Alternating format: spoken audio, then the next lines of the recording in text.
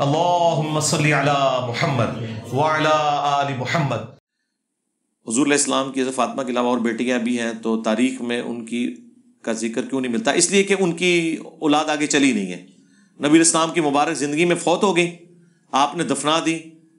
جس طرح کے اگلے انبیاء کے بھی سارے بچے تو پیغمبر نہیں ہوتے تھے۔ حضرت یعقوب کے 12 بیٹے تھے، پیغمبر تو صرف یوسف تھے، باقی 11 صحابی تھے۔ اس طرح حضور کی بھی 4 بیٹیاں تھیں۔ آپ کی جو نسل اہل البیت آل محمد وہ فاطمہ سے چلی، باقی فوت ہو گئی، ان کی نسل بھی آگے نہیں چلی۔ صرف حسن حسین کی جنت بظاہر ہے، پھر آپ کو سمجھ آ جائے گی کیوں ہے، اگلی تو ساری بات ہی ختم ہو گئی۔ حسن حسین کا تو سٹیٹس یہ ہے کہ بخاری میں ابو داؤد میں حدیث ہے، اے اللہ ابراہیم علیہ السلام اپنے 2 بیٹوں اسماعیل اور اسحاق کو تیری پناہ میں جن کلمات سے دیتے تھے، میں اپنے 2 بیٹے حسن و حسین کو انہی کلمات کے ساتھ تیری پناہ میں دیتا ہوں۔ اعیذکما بکلمات اللہ التامہ من کل شیطان وہامہ ومن کل عین لامہ۔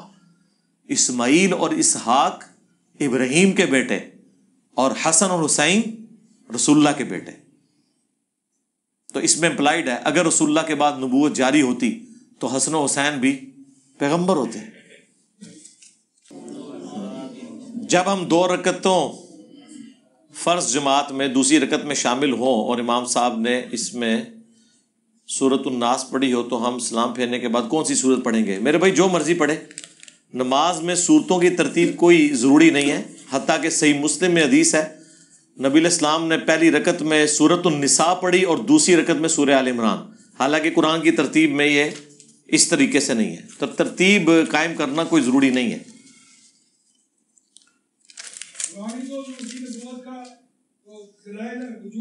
اگر آفس میں جگہ کم ہو تو کیا ایک صف میں کھڑے ہو کر 3 لوگ جماعت کروا سکتے ہیں؟ جائز ہے، ایک صف میں کھڑے ہو کے اس میں پھر دائیں بائیں آپ کھڑا کریں گے، اگر جگہ کی کمی ہے تو اس طریقے سے نماز ہو جائے گی۔ میں ایک بینک ملازم ہوں، موجودہ حالات میں نیا روزگار تلاش کرنا مشکل ہے، برائے مہربانی رہنمائی کر لیں۔ آپ اسلامک بینکنگ میں کوئی تلاش کریں جاب، جب تک نہیں ملتی تو اسی کو کنٹینیو کریں۔ کیا کوئی حدیث یا سنت قرآن کی کسی آیت کی ناسخ ہو سکتی ہے؟ وضاحت فرما دیں۔ یہ بہت مشکل سوال ہے اور اس کے ساتھ بعض لوگوں کی جذباتیت بھی وابستہ ہے۔ ہمارے نزدیک تو قرآن اور سنت یہ پیرلل میں 2 سورس ہیں، اور صرف قرآن بھی مکمل دین بیان نہیں کرتا اور صرف سنت بھی مکمل دین بیان نہیں کرتی۔ نہ یہ قرآن کا کوئی عیب ہے اور نہ ہی سنت کا۔ ظاہر ہے اللہ تعالیٰ نے 2 سورسز پیرلل میں دیے ہیں۔ سنن ابی داؤد میں حدیث ہے مجھے قرآن اور اس کے مثل دی گئی، یعنی سنت اور حدیث۔ اب یہ پوری ایک ڈاکٹرن ہے، قرآن میں بھی اس کی جڑ موجود ہے، سنت کو قرآن اون کرتا ہے۔ الحج اشہر معلومات، حج کے مہینے سب کو معلوم ہے، قرآن نے حج کے مہینے نہیں بتائے، صرف یہ کہا کہ سب کو معلوم ہے، یعنی سنت سے نسل در نسل عملی تواتر سے حضرت ابراہیم علیہ السلام سے لے کر مشرکین عرب تک جو حج کے مہینے چل رہے تھے، رمضان کے فوراً بعد حج کے مہینے شروع ہو جاتے ہیں۔ ویسے تو ایکٹیویٹیز تو ان 10 دنوں میں ہوتی ہیں نا، لیکن لوگ پیدل نکل پڑتے تھے نا سفر پہ، تو وہ سارے حج کے مہینے شمار کیے جاتے تھے، شوال کا مہینہ، ذوالقعدہ کا اور ذوالحجہ کا، یہ 3 مہینے۔ لیکن اللہ نے قرآن میں ان مہینوں کا نام نہیں لیا بلکہ سنت میں چھوڑا۔ اس سے آپ کو سنت کی اہمیت کا اندازہ ہوگا کہ اللہ تعالیٰ سنت کو پیرلل میں ایک سورس کے طور پر مانتا ہے، اور اتنی بڑی سورس ہے کہ خود قرآن سنت سے ٹرانسفر ہوا ہے، نسل در نسل عملی تواتر سے۔ یعنی یہ میرے سامنے تو کتاب نازل نہیں ہوئی، یہ کیسے میرے تک پہنچی ہے؟ نبی علیہ السلام نے صحابہ کو سکھائی، صحابہ نے تابعین کو، تبع تابعین کو، ریٹن میں الگ سے نوٹس لکھوائے۔ ریٹن تو وہ الذی علم بالقلم، وہ تو اللہ نے اپنی شان بیان کی ہے کہ اللہ نے قلم کے ذریعے علم سکھایا ہے، نبی علیہ السلام نے وہی لکھوائی ہے۔ وہ ریٹن ریکارڈ تو چل رہا ہے، لیکن ظاہر ہے وہ ریکارڈ بھی انسانوں نے ٹرانسفر کیا ہے نا، عملی تواتر کے ذریعے۔ تو اس کے اوپر میں نے بڑی تفصیلی گفتگو کی تھی، غامدی صاحب سے متعلق 20 سوالات، مجلس میری 96، وہ آپ دیکھیں، اس کے پہلے 50 منٹ پورا یہ مقدمہ میں نے بیان کیا، اس کے بعد اور کافی سارے کوسچنز تھے جن کو میں نے ایڈریس کیا۔ تو قرآن کے اندر جو احکامات آئے ہیں ان کی جو تنسیخ والا معاملہ ہے وہ قرآن کے اندر موجود ہوتا ہے۔ عموماً جب کبھی بھی کوئی قرآن ترجمے سے پڑھنا شروع کرے تو مولوی اس کو یہ پٹی پڑھا دیتا ہے، او جی قرآن میں تو بڑی آیتیں ہیں جو منسوخ ہوئی ہیں، آپ کو کیسے پتہ چلے گا؟ 6,500 آیات میں سے صرف 5 آیتیں ہیں۔ شاہ ولی اللہ دہلوی نے جس کے اوپر اتفاق نقل کیا ہے الفوز الکبیر فی اصول التفسیر کے اندر، اور وہ بھی کوئی بھی آپ کے عقیدے سے ریلیٹڈ نہیں ہے، وہ چند ایک مسائل ہیں۔ مثلاً پہلے قرآن میں آیا تھا کہ جو زانی ہے عورت اس کو گھر میں قید کر دو یہاں تک کہ وہ مر جائے، یا اللہ تعالیٰ کوئی راہ ایسی نکال دے۔ پھر بعد میں اللہ تعالیٰ نے زانی کی سزا نازل فرما دی سورہ نور کے اندر۔ اسی طریقے سے پہلے حکم تھا ہر شخص پہ واجب ہے کہ مرنے سے پہلے وہ وصیت لکھوائے گا، لیکن بعد میں اللہ تعالیٰ نے آیات نازل کر دی کہ وراثت کس طرح تقسیم ہوگی۔ اسی طریقے سے پہلے قرآن میں سورۃ الانفال میں آیا تھا کہ ایک مسلمان 10 کے اوپر بھاری ہے، لیکن بعد میں جب تعداد زیادہ ہوگی، ایمان کا لیول وہ نہیں رہا، تو پھر کہا گیا کہ ایک جو ہے وہ 2 کے اوپر بھاری ہے۔ بس یہ چند ایک چیزیں ہیں جس کے اوپر یہ لوگوں کو قرآن پڑھنے سے روکتے ہیں۔ احادیث میں بھی آلموسٹ ناسخ و منسوخ موجود ہے۔ صحیح مسلم میں پہلے حدیث آئے گی کہ نبی علیہ السلام نے آگ پہ پکی ہوئی چیز کھائی، اس کے بعد وضو دوبارہ کیا۔ پھر آگے حدیث آئے گی کہ نبی علیہ السلام نے غزوہ خیبر کے موقع پر یا فتح مکہ کے موقع پر ایک وضو سے کئی نمازیں بھی پڑھی اور آگ پہ پکی ہوئی چیز کھائی، اور اس کے بعد وضو کا اعادہ بھی نہیں کیا۔ پہلے تو یہ تھا کہ ہر نماز کے لیے علیحدہ وضو ہوتا تھا۔ تو آج اسٹیبلش دین جو ہمارے پاس موجود ہے وہ آلموسٹ کتابوں میں بڑے آسانی کے ساتھ چیزیں سمجھ آ جاتی ہیں۔ تو قرآن کی جو آیت ہے اس کی تنسیخ قرآن کے اندر ہی موجود ہوتی ہے۔ سورۃ البقرہ کی آیت نمبر 105 اس میں ڈیسائسو ہے کہ ہم کوئی بھی آیت منسوخ کر دیں یا لے جائیں، اس کے بدلے اس سے بہتر لے آئیں گے، یعنی حکم کے طور پر۔ اور پھر اللہ نے اس کی حکمت بیان کی کہ کیا تم نہیں جانتے کہ اللہ تعالیٰ ہر چیز کے اوپر قادر ہے۔ تو یہ ساری کی ساری چیزیں آزمائش کے طور پہ چل رہی ہیں۔ البتہ یہ ضرور ہوتا ہے کہ بعض اوقات قرآن کا جو حکم عام ہے اس کی تخصیص احادیث کے اندر آئی ہوئی ہوتی ہے۔ قرآن میں وہ ایک عام حکم کے طور پر بیان ہو رہا ہوتا ہے، اس کی جو تفصیلات ہیں وہ احادیث کے اندر پھر آ جاتی ہیں۔ مثلا قرآن میں سفر کا ذکر ہے کہ آپ نے سفر میں جب ہو تو آپ قصر کریں گے، اور کوئی حرج نہیں اگر قصر کر لو اگر تمہیں خوف ہو۔ اب قرآن کا اسلوب تو یہی بتا رہا ہے کہ خوف کی حالت میں آپ قصر کریں گے اور یہ آپشنل ہے، لیکن سنت میں صحیح مسلم میں حدیث موجود ہے، حضرت عمر فاروق رضی اللہ تعالیٰ عنہ سے کسی نے سوال کیا کہ قرآن تو خوف کی حالت میں بات کر رہا ہے، تو عام حالت میں بھی قصر کریں؟ انہوں نے کہا یہی سوال میں نے نبی صلی اللہ علیہ وآلہ وسلم سے بھی کیا تھا، تو آپ نے فرمایا یہ اللہ کی طرف سے ایک آسانی ہے، اسے لے لو۔ اور ظاہر امت پوری اجماع کے ساتھ اس چیز کو ٹرانسفر کر رہی ہے کہ خواہ خوف ہو یا نہ ہو سفر میں آپ قصر کر سکتے ہیں۔ پھر اس کے لیے کتنی مدت آپ قیام کر رہے ہیں کسی جگہ پہ اور کتنا لمبا آپ کا سفر ہے، یہ تمام تفصیلات سنت اور احادیث کے اندر آئی ہیں۔ قرآن میں تو ظاہر ہے اتنی تفصیلات نہیں ہیں۔ قرآن بیسیکلی تو عقیدے کی بک ہے۔ قرآن میں دیکھیں نماز کے اوپر اتنا زور آیا ہے، حتیٰ کہ اس کا کلائمیکس سورہ روم کی آیت نمبر 31 ہے، وَأَقِیمُوا الصَّلَاةَ وَلَا تَكُونُوا مِنَ الْمُشْرِكِينَ، اور نماز کو قائم رکھو اور مشرکین میں سے نہ ہو جاؤ۔ یعنی بندے کے کفر و شرک اور ایمان میں فرق نماز بتا دیا قرآن نے، لیکن قرآن میں نماز کا طریقہ نہیں آیا، ترتیب کیا ہوگی، اس میں پڑھنا کیا ہے، یہ کوئی تفصیل نہیں آئی، وہ احادیث کے اندر ہے۔ تو یہ کوئی قرآن کا عیب نہیں ہے، قرآن نے اسے ٹاپک نہیں بنایا۔ قرآن عقیدے کے اعتبار سے ایک پرفیکٹ بک ہے، باقی تفصیلات کے لیے وہ خود سنت کی طرف لے کے چلتی ہے۔ جب سنت کی طرف لے کے چلتی ہے تو سنت کو ماننا قرآن کو ماننا ہے، اور قرآن کو ماننا سنت کو ماننا ہے۔ باقی آپ کو اس حوالے سے یہ پوری اگر ڈاکٹرن سمجھنی ہے تو اس کے لیے آپ مجلس نمبر 96 میری دیکھیں، اس میں میں نے کافی زیادہ کاؤنٹر کوسچن ایک بندے نے مجھ سے کیے تھے، پوری تیاری کر کے آیا تھا، تو وہ میں نے فی البدی اس کے جواب دیے ہیں، وہ انشاءاللہ چونکہ عام بندوں کی ضرورت اتنی نہیں ہوتی ہے، سوائے جن لوگوں کو زیادہ انٹرسٹ ہے تو وہ دیکھ لیں اس حوالے سے۔ غامدی صاحب کے بیان کردہ قانون اتمام حجت کی وضاحت کر دیں۔ کافی دفعہ وضاحت کی ہے میں نے اس کے اوپر، وہ جو انہوں نے وضاحت کی ہوئی ہے بالکل درست ہے۔ یعنی کہ اللہ تعالیٰ جب کبھی بھی کہیں انبیاء کو مبعوث کرتا ہے تو نبی ہی پرفیکٹ انداز میں اتمام حجت کر سکتا ہے کسی کے اوپر، اور جب نبی کا انکار کیا جاتا ہے، نبی سے مراد یہاں میں وہ رسول جو دھمکی لگاتا ہے آ کے کہ ایمان لاؤ ورنہ بڑے دن کا عذاب آ پکڑے گا، تو پھر عذاب الہی اللہ کی طرف سے آ جاتا ہے۔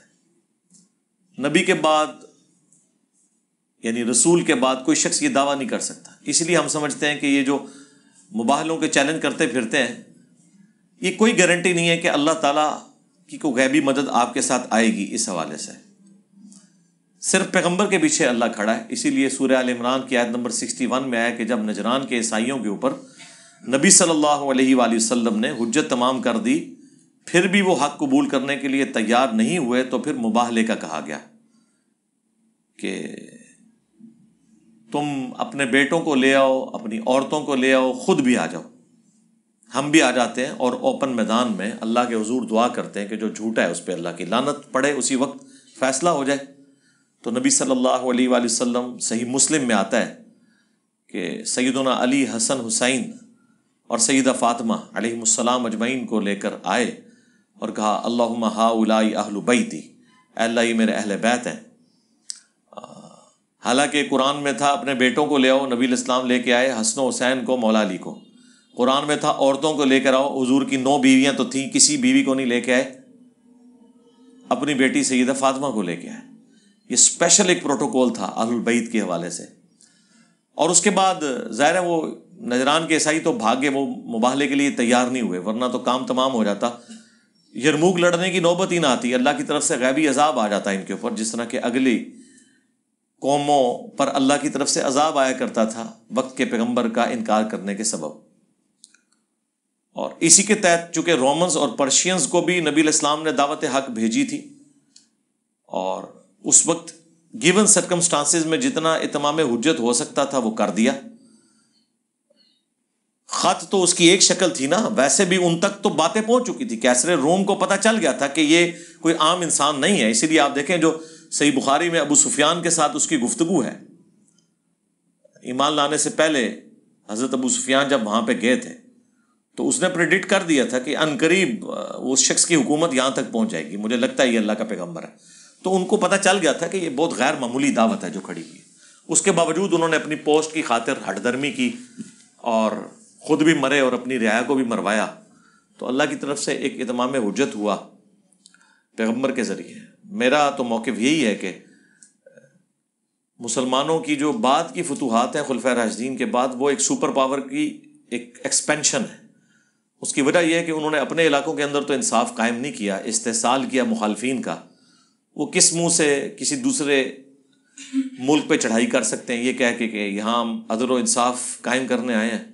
یہ اسی طریقے سے ہے جس طرح آج امریکہ یعنی بدماشی کرتا ہے، حالانکہ انہوں نے کم از کم اپنے لوگوں کو تو انصاف دیا ہوا ہے۔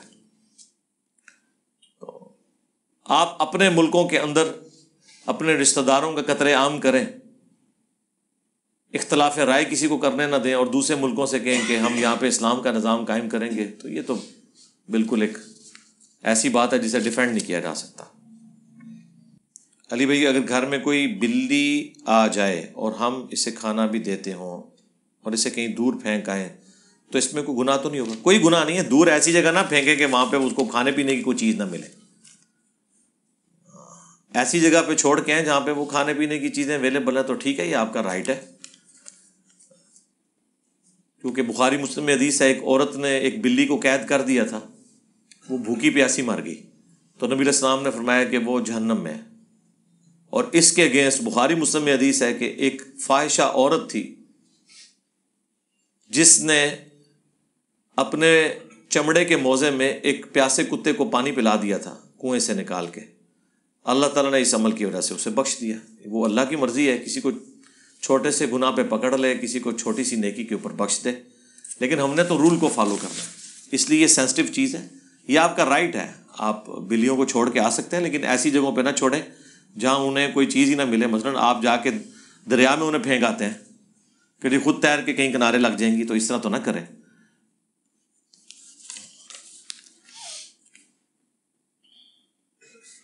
دوسرے شہر میں جاب کرنے والے جو ایک ماہ یا کئی ماہ بعد اپنے گھر واپس آتے ہیں تو کیا اپنے گھر میں قصر نماز پڑھیں گے؟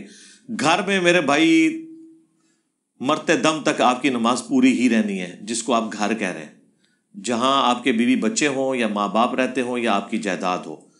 اسے شریعت کی ٹرم میں کہا جاتا ہے وطن اصلی. وہ آپ کا ہمیشہ وہی رہنا ہے. وہاں بار بار جانا ہی اس چیز کی نشاندہی ہے کہ آپ نے اس سے رشتہ نہیں توڑا. البتہ اگر کوئی پرماننٹ ہجرت کر لے، جس طرح انڈیا سے لوگ ہجرت کر کے پاکستان آ گئے تھے پارٹیشن کے وقت، کچھ لوگ بنگلہ دیش سے ادھر آ گئے، اب انہوں نے دوبارہ وہاں جانا نہیں ہے، ان کی جائیداد کے اوپر بھی قبضے ہو چکے.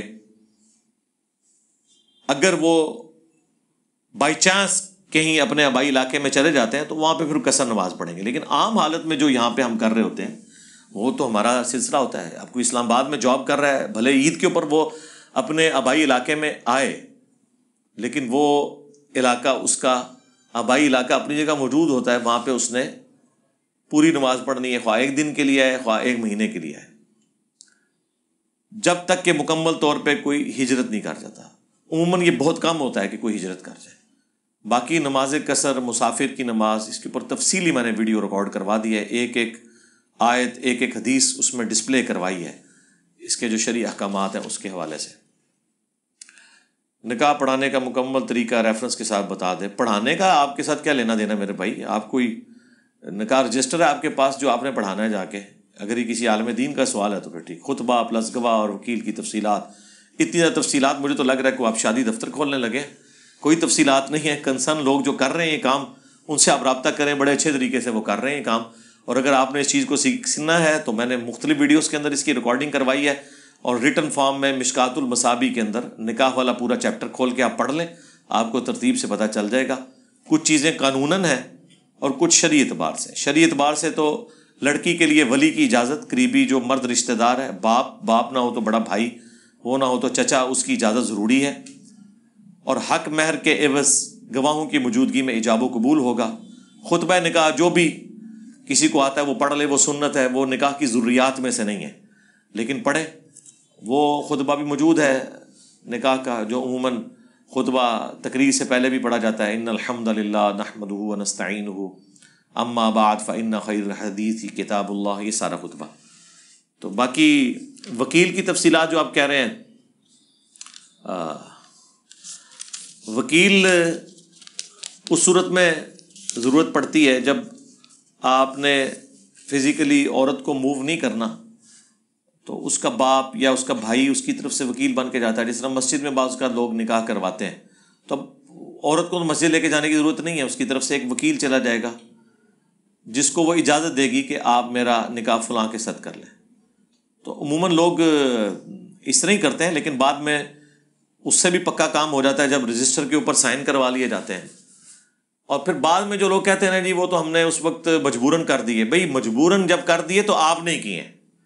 جو بعد میں آپ اپنے گھر والوں کو، ماں باپ کو ذلیل کرواتے ہیں کہ مجھے یہ رشتہ منظور نہیں ہے، یہ ذلت آپ اس دن کاٹیں نا جس دن آپ کے پاس نکاح رجسٹر سائن ہونے کے لیے آیا. پیٹ سیاپا اس دن ڈالیں نا، اور بعد میں پوچھتے ہیں نہیں میری مرضی کا نہیں ہوا. آپ کی مرضی کا ہوا ہے، یہ آپ کیسے بات کر رہے ہیں؟ سائن آپ نے کیے ہیں. اور اگر آپ اس وقت دب گئے تھے تو آپ بھی دب جائیں. یہ کون سی بات ہوئی اتنا زیادہ خرچہ کروا کے اور پھر بعد میں باتیں کرنا؟ تو اب تو کم از کم اس ماڈرن ایج کے اندر تو انسان کو حق حاصل ہے کہ وہ اپنی بات کرے. اور اسلام بھی یہی کہتا ہے کہ کسی کی مرضی کے بغیر اس کا نکاح آپ نہیں اس طرح کر سکتے. میں کلرک کی جاب کرتا ہوں، ہمارے بالا افسران رشوت لیتے ہیں اور رشوت میرے ہاتھ سے گزر کر جاتی ہے. کیا میں اس رشوت لینے میں برابر کا شریک ہوں؟ ظاہر ہے جی، ہے ہی ہے. جب آپ خود کہہ رہے ہیں کہ آپ کے ہاتھ سے گزر کے جاتی ہے تو آپ تو شریک ہیں. اب کرنا کیا ہے؟ کوئی اور نوکری ڈھونڈے میرے بھائی، یا بغاوت کر دیں، شکایت لگائیں، اینٹی کرپشن والوں کو بتائیں، ان کو اندر کروائیں. اگر آپ یہ نہیں کروا سکتے، آپ اس سسٹم کا حصہ کیوں بن رہے ہیں؟ تو آپ کو تو اپوز کرنا ہوگا، اس میں سے نکل جائیں. جتنے اب کئی ایسے افسران ہیں جب ہرڈل بنتے ہیں تو وہ ان کی ٹرانسفر کہیں اور کر دیتے ہیں، جہاں ان سے ہٹ کے معاملات چلے جاتے ہیں تو وہ اس کا حصہ تو نہیں بنتے. آپ نے آخری وقت تک کوشش کرنی ہے میرے بھائی. اس کو آپ ایک لمحے کے لیے سوچیں کہ اگر آپ کی اپنی فیملی کے اوپر کوئی ایسی تکلیف آ رہی ہو جو اسی طریقے سے آپ کے ہاتھوں سے گزر کے افسران بالا تک پہنچتی ہو اور انہوں نے وہ تکلیف نازل کرنی ہو آپ کے بیوی بچوں کے اوپر، تو کیا آپ یہ تکلیف اپنے ہاتھوں سے گزرنے دیں گے؟ تن من دھن لگا دیں گے نا؟ تو بس آپ کو جواب مل گیا. سر میں بہت کوشش کے باوجود نماز کا پابند نہیں ہو پا رہا، ہر لیکچر سن لیا، احادیث کا بھی پتہ ہے، کچھ پتہ نہیں آپ کو. جی میرے بھائی آپ کو تھوڑا سا بھی پتہ ہونا تو یہ کام ہو نہیں سکتا. آپ کو کچھ نہیں پتا. اس پرچی کے بعد مجھے یہی لگا کہ آپ کو کچھ نہیں پتا. آج اگر گورنمنٹ اناؤنسمنٹ کرے کہ جس نے فجر کی نماز نہیں پڑھی اس کے کپڑے اتار کے 1 گھنٹے کے لیے کوڑے لگائے جائیں گے چوک میں، تو انشاءاللہ آپ کو پتہ چل جائے گا کہ نماز کی اہمیت کیا ہے. اگر بیوی ازدواجی تعلق قائم نہ کرنے دے تو اس صورت میں کیا حکم ہے؟ جی صبر کریں. ہاں جی، وہ حدیثیں جو ہے نا جو آپ کو یہ علماء سنا رہے ہیں کہ جی وہ یہ اللہ سے ڈریں. سرکمسٹانسز، ان تمام چیزوں کو آپ نے دیکھنا ہے. آپ نے اپنی عورتوں کے ساتھ جو کچھ کیا ہوا ہے، جتنی ذمہ داریاں ان کے اوپر ڈالی ہیں، سب سے بڑا عذاب تو آپ نے اپنے ماں باپ ان کے اوپر نازل کیے ہوئے ہیں. اسلام میں کہاں پہ ساس سسر کا رشتہ ہے؟ کوئی ضعیف حدیث ہی مجھے دکھا دیں. اس کے بعد آپ صرف اتنی مہربانی کیا کریں کہ وہ آپ کو اپنے ساتھ کمرے میں سونے دیتی ہیں. جس عذاب کے اندر آپ نے ان کو مبتلا کیا ہوا ہے، نندوں کے عذاب کے اندر، ساس سسر کے عذاب کے اندر. میرے بھائی لوگ مجھے کہتے ہیں جی آپ اس کے اوپر کوئی ویڈیو، کہاں سے ویڈیو ریکارڈ کروں؟ کوئی ضعیف روایت بھی موجود نہیں ہے، نہ کوئی آیت ہے ساس سسر کے رشتے کے اوپر. ماں باپ کا ذکر ہے جہاں پہ بھی ہے، تو وہ ماں باپ تو آپ کے ہیں نا، آپ کی بیوی کے تو نہیں ہیں. اس نے اپنے ماں باپ کی خدمت کرنی ہے، آپ کے ماں باپ کی تو نہیں کرنی. اسلام میں تو یہی ہوتا تھا، جیسے ہی کوئی شادی ہوتی تھی وہ الگ فیملی شفٹ ہو جاتی تھی. ظاہر اس زمانے میں مکان تو نہیں لینا پڑتا تھا، ایک خیمہ ہی لگتا تھا نا، ضرورتیں بھی بڑی محدود تھی نا. آج کل یہ جوائنٹ فیملی سسٹم، سب سے بڑی مصیبت تو یہ بنی ہوئی ہے. الگ ہوں، لیکن الگ ہونے کا مطلب یہ نہیں کہ آپ اپنے ماں باپ کو سڑنے کے لیے چھوڑ دیں گے. وہ توحید کے بعد سب سے بڑا حق آپ کے ماں باپ کا ہے آپ کے اوپر. وہ آپ کے اوپر حق ہے، آپ نے ان کو لک آفٹر کرنا ہے. بیمار ہو جائیں تو دوائی لے کے دینی ہے، ان کے کھانے پینے کا اہتمام کرنا ہے سبسسٹنس لیول کے اوپر جتنا کر سکتے ہیں. لیکن بیویوں کے اوپر جو آپ نے نوکرانی ان کو بنا کے رکھا ہوا ہے اور نندے ان کے اوپر سوار ہوئی ہوئی ہیں، وہ آ کے 1 مہینہ رہ کے جاتی ہیں وہاں پہ، ان کے بچوں کے برتن اور کپڑے تک بھی پھر آپ کی بیویاں دھوتی ہیں. یہ کون سا انصاف ہو رہا ہے؟ اس کے بعد آپ یہ کہیں گے جی بیوی نزدیک نہیں لگنے دی، لتر نہ لا کے مارے تو آپ نے کیا کیا بیویوں کے ساتھ؟ پوری دن کی تھکی ہوئی عورت، یقین کریں ایک عورت بیمار حالت میں بھی پورے گھر کو سنبھالتی ہے، بچوں کو اسکول بھیجتی ہے، خاوند کا ناشتہ کھانا یہ سارا کپڑے سب اہتمام کرتی ہے، اور پوری فیملی مل کے ایک بیمار عورت کو نہیں سنبھال سکتی. یہ آپ فرق دیکھ لیں. تو صرف پریویلیجز نہ لیا کریں، آپ رسپانسبلٹیز بھی فیل کریں. ٹھیک ہے، ہمارے پاس تو بڑی اس طرح کی باتیں کرنے والی. سورہ ال عمران کی آیت نمبر 103 میں نعمتوں کا ذکر ہے. بہت سارے علماء اس کانٹیکسٹ میں لیتے ہیں کہ یہ جشن عید میلاد النبی کے بارے میں. 103 نمبر آیت میں تو نہیں ہے آل عمران کی، وہ تو سورہ یونس کی ایک آیت ہے. سورہ آل عمران کی تو آیت نمبر 103 تو بڑی مشہور ہے، اس میں کون سی چیز آپ نکال لی انہوں نے؟ میرے علم میں تو نہیں ہے.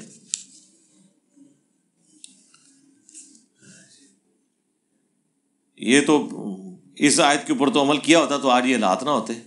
وَاعْتَصِمُوا بِحَبْلِ اللَّهِ جَمِيعًا وَلَا تَفَرَّقُوا، تم سب کے سب مل کر اللہ کی رسی کو مضبوطی سے تھام لو اور فرقوں میں مت بٹو.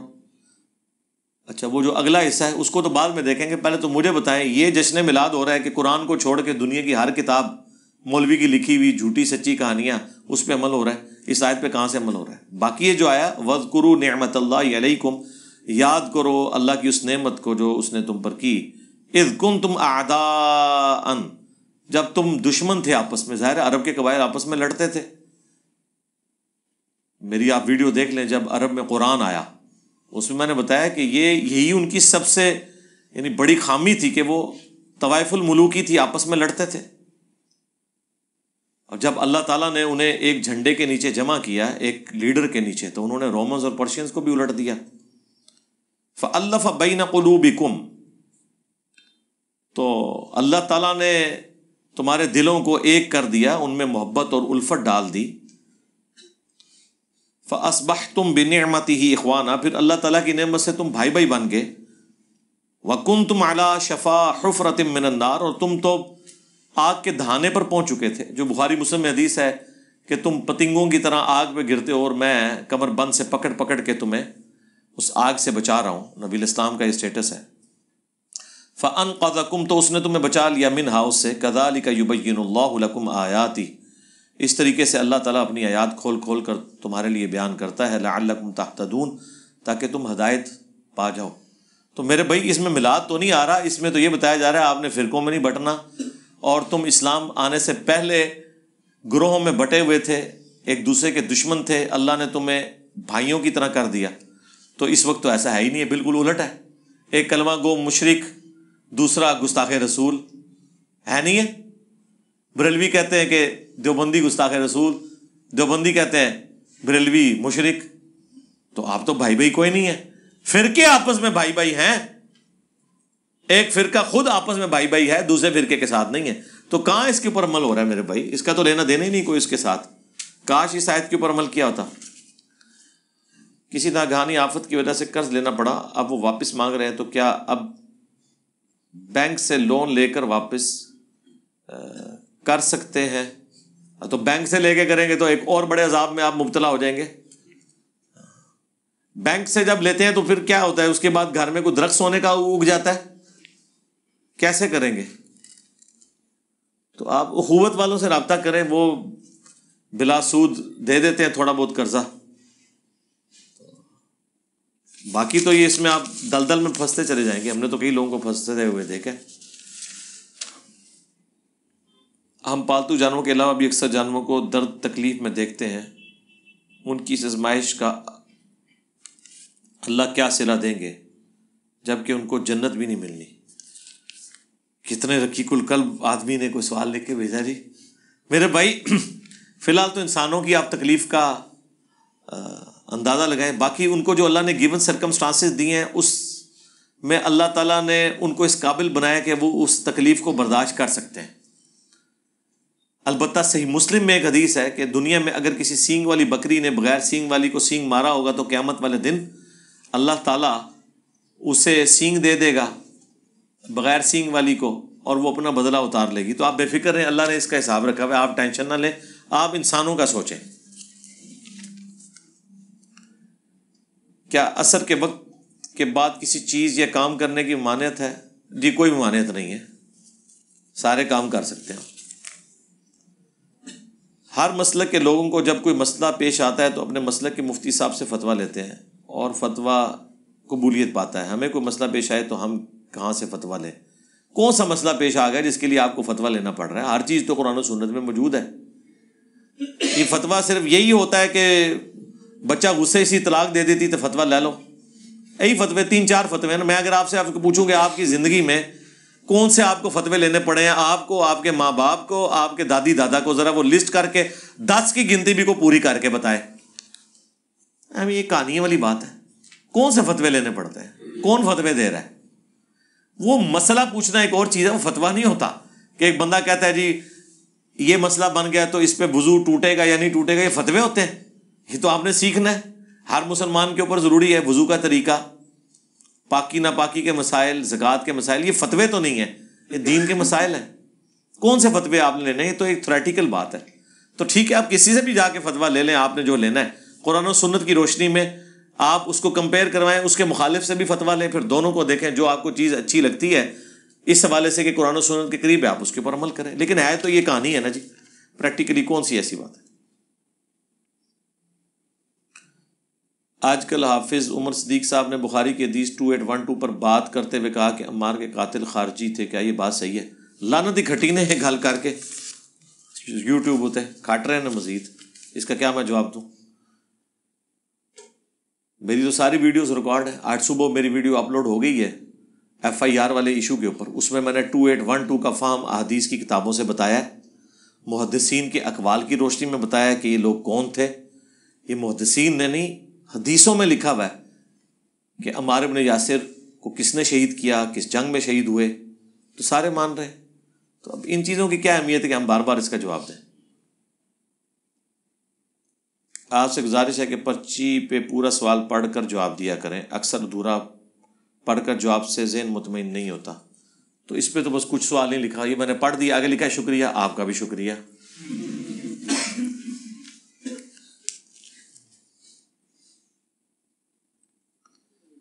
علی بھائی انتہائی احترام سے عرض ہے، صرف یہ بتا دیں کہ ایک ہی دل میں علی اور معاویہ کی محبت کیسے ہو سکتی ہے؟ امید ہے آپ پتہ نہیں کیا لکھا ہے، سچ کہیں گے. ہاں تو نہیں جمع ہو سکتی، کس نے کہ آپ جمع کریں؟ آپ علی سے محبت رکھیں، باقیوں کو آپ گالی گلوچ نہ کریں. اللہ کا صفاتی نام المؤمن ہے، اور انسان کے لیے قرآن میں بار بار مومن، قرآن مومن ہے نا جی، ایمان والوں کے لیے مؤمن کا لفظ استعمال کرتا ہے، المؤمن کا نہیں کرتا. کیا خالق اور مخلوق کے لیے ایک لفظ کہنا شرک ہے؟ نہیں، شرک نہیں ہے. اس طرح کے کئی الفاظ ہیں. نبی الاسلام کا نام آیا ہے بالمؤمنین رؤوف الرحیم، مومنین کے لیے رؤوف بھی ہیں اور رحیم بھی ہیں، لیکن الرؤوف الرحیم نہیں ہے. دی کے ساتھ، الف لام کے ساتھ خاص کرتے ہوئے وہ اللہ کے ساتھ. اب علی یہ اللہ کا نام ہے لیکن ال کے ساتھ ہے، وَهُوَ الْعَلِيُّ الْعَظِيمُ. صرف علی ہوگا تو کوئی بھی ہو سکتا ہے، لیکن الف لام لگے گا، خاص ہو جائے گا تو وہ صرف خدا ہے. مدینہ کوئی بھی سٹی، المدینہ، مدینۃ المنورہ، جس طرح آپ انگلش میں دی سٹی کہتے ہیں. تو یہ نام ظاہر ہے کہ اسی کو کہا گیا نا، یہ متشابہات ہے نا، ریزیمبلنس والی چیزیں ملتی جلتی ہیں. ظاہر ہے کہ انسانوں کو سمجھانے کے لیے اس طرح کی مثالیں بیان ہوئی، اس لیے تو پھر اللہ نے قرآن میں فرمایا لیس کمثلہ شیء، اللہ کی مثل کوئی شے نہیں ہے. اگر اللہ تعالیٰ اپنے ہاتھ کا ذکر کرتا ہے کہ اللہ کا ہاتھ تھا مومنین کے ہاتھوں پر جب نبی الاسلام بیعت لے رہے تھے اصحاب شجرہ سے، تو ظاہر ہے اس سے مراد یہ والا ہاتھ نہیں ہے جیسا کہ اس کی شان کے لائق ہے. تو یہ مثال کے طور پہ چیزیں.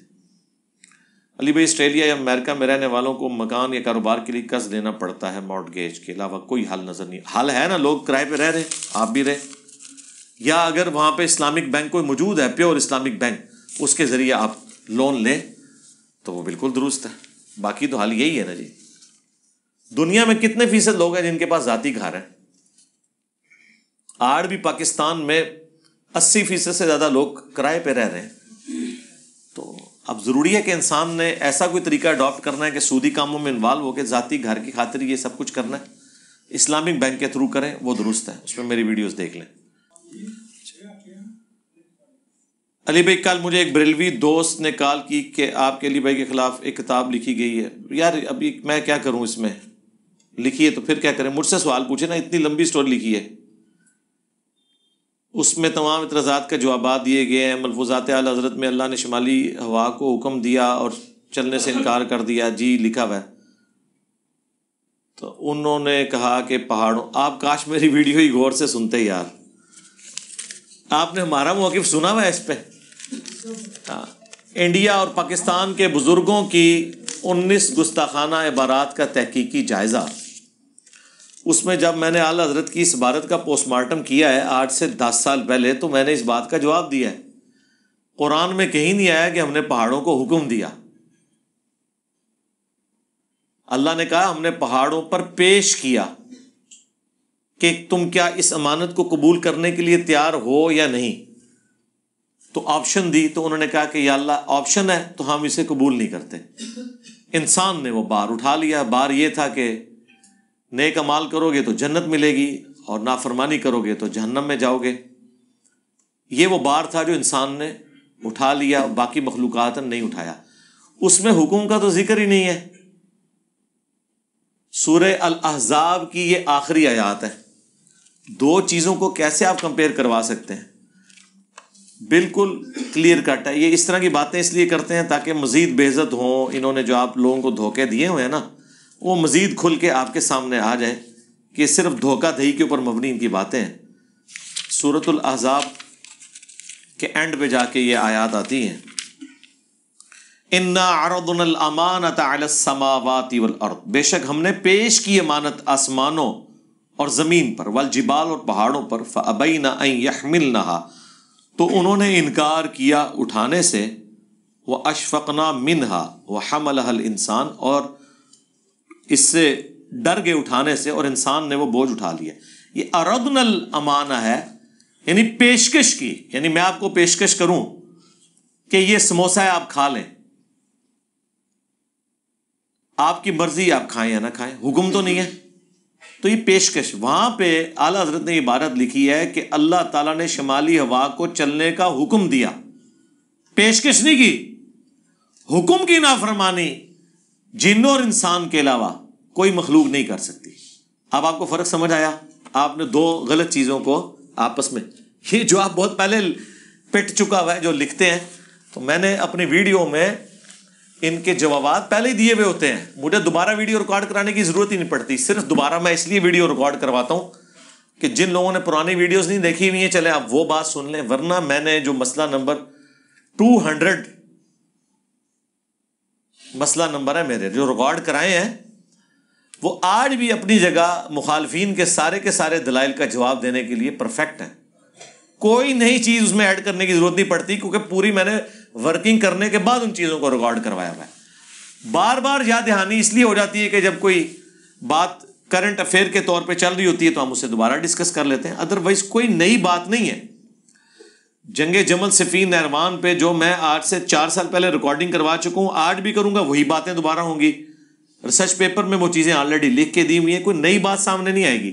آپ کے لیے ضرور نہیں ہو سکتی ہے، لیکن میں نے ان چیپٹرز کو پہلے سے کلوز کیا ہوا ہے. تو یہ بھی میں نے گستاخانہ عبارتوں کے اوپر جو میری ویڈیو ہے مسئلہ 71B، اس میں نے مخالفین جو جواب دیتے تھے نا، وہ جوابات خود سے بتا کے ان کے بھی جواب بتا دیے کہ اگر وہ یہ کہیں تو یہ ہے، اگر وہ یہ کہیں تو یہ ہے. ابھی تک اللہ کے فضل سے کوئی نئی بات وہ سامنے نہیں نکال سکے.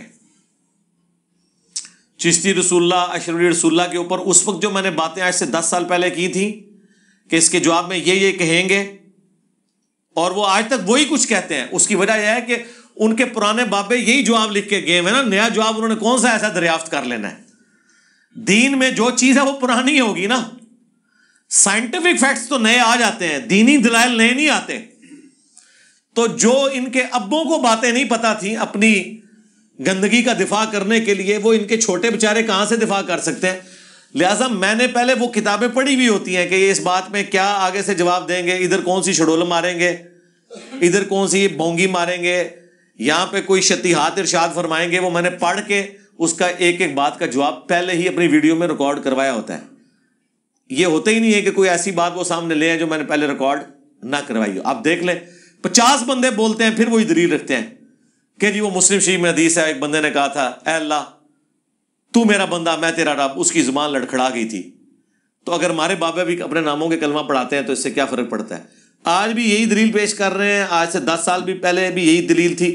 تو میں نے جب اس وقت ریکارڈنگ کی تھی اس وقت بھی اس چیز کا جواب دے دیا تھا کہ یہ تو اس کی زبان لڑکھڑائی من شدت الفرح، اور وہ ایک دفعہ ہوا.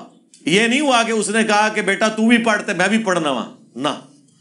تو دو مختلف باتوں کو یہ کمپیئر کرواتے ہیں. صرف ظاہر ہے جب ان کے پلے کوئی شے نہیں ہے تو پھر یہی کرنا ہے نا. جب آپ کے پلے کوئی چیز نہ ہو تو آپ نے یہی کہنا ہے کہ بغلوں میں بت رکھ کے آتے تھے، رفع الیدین ہوتا تھا. تو میں نے 10 سال پہلے رفع الیدین پہ جو ویڈیو ریکارڈ کرائی ہے اس میں 8 پوائنٹ بتائے ہیں جو دھوکے ہیں ان کے. جی وفات تک ثابت کریں، خلفائے راشدین سے ثابت کریں، گھوڑوں کی دموں والی حدیث، بغلوں میں بت رکھنے والی باتیں، وہ ساری وہی باتیں ہیں جو شروع سے یہ کرتے آ رہے ہیں اور میں نے اسی وقت ریکارڈ کرا دی تھی. آج بھی 70B مسئلہ میرا دیکھیں، کسی نئے مولوی جو مارکیٹ میں اترا ہوا ہے اس کے آپ اعتراضات سنیں، میری ویڈیو میں آپ کو زیادہ اعتراض مل جائیں گے جو اس کے دماغ میں بھی نہیں آئے ہوں گے، اور میں نے پہلے بھی اس کا جواب پہلے سے دیا ہوگا. ہم ون سائیڈڈ مقدمہ نہیں پیش کر رہے ہوتے، مخالف کو پڑھتے ہیں، اس کی رائے کو دیکھتے ہیں، پھر اس کو اسی کے اصول اور مبادی کے اوپر بات کرتے ہیں کہ ہاں بھائی بتاؤ یہ بات آپ نے کہاں سے اخذ کی ہے. لیکن بات ہمیشہ اصول کے اوپر ہوتی ہے. جب اصول کے اوپر بات نہیں ہوگی اور آپ کسی کو کسی دلیل میں مات دے دیں گے تو وہ کوئی اگلی بات نکال لے گا. ہمارا اصول یہ ہے کہ ایک بات پکڑ لو، جب تک وہ سیٹل نہ ہو آپ نے آگے نہیں چلنا. یہ میں نے آپ کو دعوت کا سلیقہ بھی سکھایا ہے. جب کبھی بھی کسی کے ساتھ علمی ڈیبیٹ یا کوئی بات ہوتی ہے تو 1 پوائنٹ ایجنڈے پہ ہونی چاہیے. اگر 1 پوائنٹ ایجنڈا نہیں ہوگا تو آپ ایک اس کا چپ نکالیں گے وہ دوسرا لے کے آ جائے گا، دوسرا نکالیں گے تیسرا. اس طرح نہیں، اسے کوئی یہ ایک بات ہے اس پہ پہلے طے کرتے ہیں کہ تمہارا موقف درست ہے یا میرا، اور اصول طے کر لیتے ہیں کہ دلیل کہاں سے لینی ہے. تم بھی اپنی دلیل رکھو، میں بھی رکھتا ہوں، تم میری بات کو کاؤنٹر کرو، میں تمہاری بات کو کاؤنٹر کروں گا، اور پھر جب تک یہ مسئلہ طے نہ ہو ہم آگے نہیں جائیں گے. اسی لیے میں نے المحنت کے 3 ہی باتیں پکڑی ہیں نا، ورنہ تو پوری المحنت پکڑی جا سکتی تھی. پھر کبھی انہوں نے ادھر بھاگنا، میں نے کہا 3 سمپل. اسی طریقے سے چشتی رسول اللہ اشرف رسول اللہ پکڑا ہوا نا، اب 2812 پکڑ لی ہے. جب تک اس سے جان نہیں چھڑاتے آگے جانے کی ضرورت ہی نہیں ہے. تو آہستہ آہستہ کبھی کوئی جواب نکل رہا ہے، کبھی کوئی جواب نکل رہا ہے. کوئی کہہ رہا ہے حدیث میں ملاوٹ ہوگی، کوئی کہتا نہیں حدیث تو ٹھیک ہے، اس کا مفہوم ٹھیک نہیں ہے. مفہوم بھی میں نے ان کے سارے بڑے ائمہ سے بتا دیا ہے کہ وہ کیا لکھتے آئے ہیں. اس سے بڑھ کر میں نے احادیث کی کتابوں سے بتا گیا ہے. یہ کہتے ہیں خارجیوں نے مارا ہے، میں نے احادیث کی کتابوں سے بتایا کہ کس نے مارا، کس رضی اللہ عنہ نے، کس رضی اللہ عنہ کے کہنے پہ کس رضی اللہ عنہ کو شہید کیا. تو اب یہ بالکل فیل ہو چکے ہیں نا. اس کا آخری پھر حربہ ان کے پاس کیا ہے؟ گستاخی کر رہا ہے. ہم کہتے ہیں ٹھیک ہے رکو ذرا صبر کرو. اگر یہ گستاخی ہے تو ملا علی قاری بھی گستاخ، بدر الدین عینی بھی گستاخ، عبداللہ بن محمد بن عبد الوہاب بھی گستاخ. آگے چلو، معاملے کو آگے لے کے چلو. اسی طریقے سے جب ہم حجیت حدیث پہ بات کرتے ہیں تو پک اینڈ چوز نہیں ہوگا. پھر ایک بات پہ کھڑے ہوں گے. اگر قرآن دلیل ہے پھر قرآن ہی دلیل ہے، پھر قرآن ہی بتائے گا کہ سنت حجت ہے یا نہیں ہے. جو میں نے شروع میں گفتگو کی کہ قرآن خود بتائے گا کہ میں نے کس طرف جانا ہے. قرآن میں پوری سورہ حج ہے جس میں حج کے ارکان بھی بیان ہوئے، کچھ سکیٹرڈ فارم میں، کچھ سورہ بقرہ میں بیان ہوئے.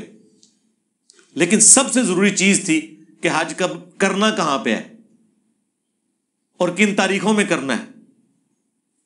قرآن خالی ہے، الٹا یہ کہہ رہا ہے کہ یہ تو تمہیں پہلے ہی پتا ہے. تو ہم اس سے پوچھیں گے کہ ہم تو قرآن کے علاوہ کسی کتاب کو نہیں مانتے. تو اے قرآن تو ہمیں کس کتاب کی طرف دھکیل رہا ہے کہ تجھے پہلے ہی پتا ہے؟ یہ اصول طے ہوا نا. سمجھ رہے ہیں میری بات؟ سمجھ رہے ہیں نا؟ ہاں یہ وہ والا ہے، سمجھ رہے ہیں نا کہ اصول طے کریں گے کہ قرآن کہہ رہا ہے الحج اشہر معلومات، حج کے مہینے تمہیں معلوم ہے. اور میں کہتا ہوں کہ میں تو قرآن کے علاوہ کسی کتاب کو مانتا ہی نہیں ہوں، کہاں سے معلوم ہے؟ تو اس کا مطلب ہے قرآن مجھے کہیں بھیج رہا ہے تو میں نے پھر وہاں جانا ہے. یہ تو نہیں ہوگا کہ میں نے اپنی مرضی کا قرآن ماننا ہے اور جو قرآن میرے خلاف جا رہا ہے میں نے اسے نہیں ماننا. جی جی جی بالکل، یہ اللہ کی طرف نازل ہوا ہے کہ حج کے مہینے معلوم ہے. ہاں اچھا میں تمہیں ایک اور گل دسا، آیت بھی تہاڈے سے نازل ہوئی ہے قرآن وچ، الحج اشہر معلومات.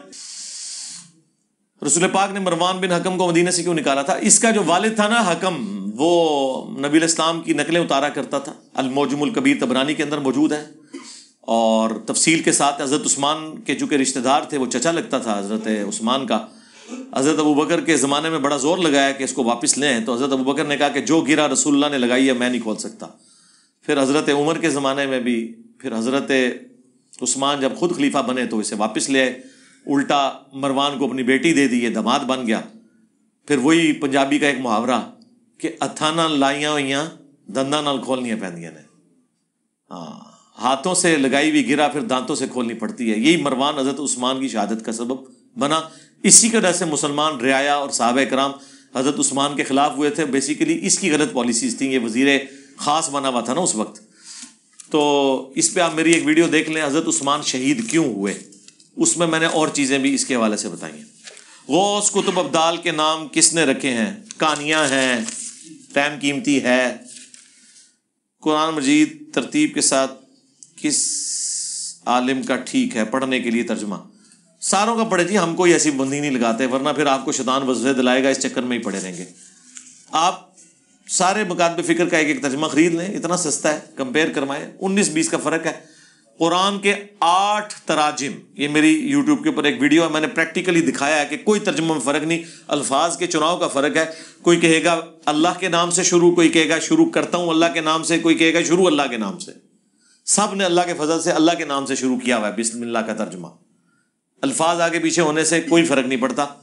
بہرحال آسان ترجمہ عربی کا جو سوز و گداز اردو میں اگر ٹرانسلیٹ کیا ہے تو میرے نزدیک تو مولانا مودودی کا ترجمہ سب سے بیسٹ ہے، وہ آپ پڑھ کے دیکھیں۔ فتح محمد دلندری صاحب کا ترجمہ بھی بہت آسان ہے، اچھا ہے۔ اس کے علاوہ جس کا دل کرتا ہے آپ پڑھیں جی، ہم کوئی قدغن نہیں لگاتے۔ بائبل پر عمل کرنے کا قرآن میں مسلمانوں کو حکم ہے، تو مسلمان بائبل پر عمل کریں۔ کہاں جی کس آیت کے اندر حکم آیا کہ بائبل کے اوپر عمل کرو مسلمانوں کو؟ قرآن تو یہ کہتا ہے کہ اگلی کتابوں کے اوپر مہیمن ہے، یہ کتاب نگہبان ہے۔ قرآن تو کہتا ہے اگلی کتابیں ٹیمپر ہوئی ہیں سوائے ان باتوں کے جو قرآن کے مطابق ہے۔ اچھا، باقی وہ کہہ رہے ہیں جی اس میں سورۃ البقرہ کی آیت نمبر 136 میں حکم ہوا ہے۔ جی یہ قرآن ہے، اور ابھی سورہ البقرہ کی آیت نمبر 136 کھول کے آپ کو اس کا فارم بھی سمجھا دیتے ہیں کہ وہ کیا بات ہوئی ہے۔ قرآن میں جہاں کہیں بھی یہ ذکر ہوگا تو وہ ان باتوں کے ساتھ ہے جہاں پہ باقی ساری کی ساری چیزیں جسٹیفائی ہو رہی ہوں۔ قرآن ہی بتا رہا ہے نا کہ انہوں نے چند ٹکوں کے عوض اللہ کی آیات بیچی ہیں، اپنے مرضی کے فتوے دیے ہیں، تعریف کی ہے ان کے اندر۔ تو اس میں تو یہ کوئی ذکر نہیں ہے، اس میں تو ہے قولوا آمنا باللہ وما انزل الینا وما انزل الی ابراہیم۔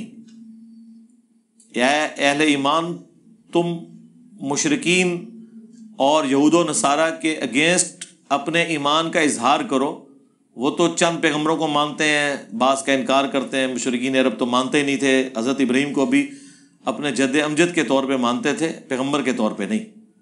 تو بتایا جا رہا ہے کہ ہم تو ایمان لاتے ہیں اللہ پر، اور جو ہماری طرف نازل ہوا وما انزل الی ابراہیم، اور جو ابراہیم کی طرف، و اسماعیل و اسحاق، اور اسماعیل اور اسحاق، و یعقوب والاسباط، اور یعقوب اور ان کے بیٹوں کی طرف، بنی اسرائیل یعنی، وما اوتی موسیٰ و عیسیٰ، اور جو کچھ عطا ہوا موسیٰ کو اور عیسیٰ کو، وما اوتی النبیون من ربہم، اور جو کچھ بھی عطا ہوا پیغمبروں کو ان کے رب کی طرف سے، لا نفرق بین احد منہم، ہم ان میں کوئی فرق نہیں کرتے، یعنی ایمان لانے میں سارے برابر ہیں۔ وَنَحْنُ لَهُ مُسْلِمُونَ، اور ہم اسی کے لیے سر تسلیم۔ یہ تو ایمان کا ذکر ہے کہ آپ نے فرشتوں پر ایمان، کتابوں پر ایمان لانا ہے۔ عمل کس پہ کرنا ہے؟ اس کتاب کے اوپر جو محفوظ ہے، یہ فائنل ٹیسٹمنٹ۔ ویسے توحید کے اعتبار سے تو تورات بھی محفوظ ہے آج تک، ایک ان ایمبیگوس کوئی سٹیٹمنٹ ایسی نہیں ہے جو شرک کی طرف مائل کرتی ہو تورات اور انجیل کے اندر۔ لیکن باقی تبدیلیاں اس میں تو کتنی گستاخانہ چیزیں آج موجود ہیں جو اللہ کی کتاب میں ہو ہی نہیں سکتی۔ رچرڈ ڈاکنز نے انہی چیزوں کے اوپر پھر گرفت کی ہے نا، دا گاڈ ڈیلوژن کتاب کے اندر۔ قرآن پہ تو کوئی اس نے گرفت نہیں کی، قرآن کا ذکر تک نہیں اس نے کیا۔ اس نے تو اپنی جو عیسائیت کے فرسودہ خیالات ہیں انہی کی بنیاد کے اوپر ڈینائل آف گاڈ کیا۔ تو یہ ایمان لانے کا ذکر ہے، ایمان لاتے ہیں، عمل کرنا ہے اس کے اوپر جو قرآن کے مطابق ہے، جو قرآن کے مطابق نہیں ہے اس پہ عمل نہیں کرنا۔ میرا بھائی سود کا لین دین کرتا ہے اور ہم ایک ہی گھر میں رہتے ہیں، تو اس بھائی سے کھانے پینے کی چیزیں کھا پی سکتے ہیں جی، کیوں نہیں کھا پی سکتے؟ اس کی غلطی کا وبال اس کے اوپر ہوگا، قطع رحمی تو نہیں آپ نے کرنی۔ نبی علیہ السلام نے کافروں کے تحفے بھی یہودیوں کے بھی قبول کیے ہیں، لیکن ظاہر دلی لگاؤ تو نہیں ہوگا، آپ نے اصلاح کی کوشش تو کرنی ہے۔ میرے پاس ایک مشین ہے جس کی قیمت 15 سے 20 لاکھ ہے، اس پہ زکوٰۃ بنتی؟ مشین پہ زکوٰۃ نہیں بنتی جی، بے شک 20 کروڑ کی ہو۔ مشین ذریعہ ہے انکم کمانے کا، ٹھیک ہے؟ مشین سے جو کمائی ہوگی نا اس کے اوپر زکوٰۃ ہوگی، وہ بھی اگر جڑ جائے۔ اگر وہ آپ کھا رہے ہیں کوئی مسئلہ نہیں۔ آپ کے پاس 1 کروڑ روپے کی گاڑی ہے، آپ نے رینٹ پہ دی ہوئی ہے، 0 زکوٰۃ ہے۔ اس سے جو کمائی ہو رہی ہے وہ بھی 1 سال تک جڑے اور 85 گرامز آف گولڈ یعنی 7.5 تولے سونا کی مالیت آلموسٹ 9-10 لاکھ آج کی ڈیٹ میں، اس کو کراس کرے تو زکات ہے، ادروائز ساتھ ساتھ کھا رہے ہیں کوئی مسئلہ نہیں ہے۔ 2 لاکھ مہینے کی کمائی ہے اور 2 لاکھ آپ کھا رہے ہیں، زیرو زکات ہے۔ ہی تو اسلام کہتا ہے کہ پیسہ رننگ میں آئے، 1 کروڑ گھر میں پڑا رہے تو زکات ہے ہر سال 2.5 لاکھ، 1 کروڑ روڈ پہ چڑھا دیں کوئی زکات نہیں، 1 کروڑ کا مکان لے کر کرائے پہ دے دیں کوئی زکات نہیں، پیسہ رننگ میں آ گیا نا۔